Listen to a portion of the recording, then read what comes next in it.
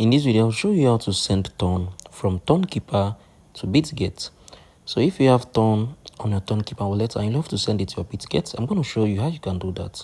This video is only for educational purpose only, so ensure you watch through all I'm going to show you. At first, open up your Bitget. Open it up. Come on here, this search. Type in Ton. So once I've typed it in, click on it. Now, once this has opened up, you're going to be able to see these three dotted icons beside the trade. So click on it. You're going to be able to see the deposit option.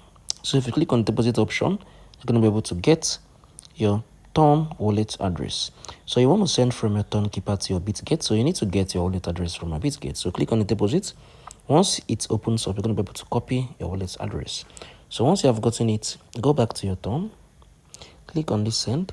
Paste the wallet address you copied from your Bitget here. Then enter the required Ton you want to send it to your Bitget. Maybe you want to send to your family or to your friends. Come on here on the comment.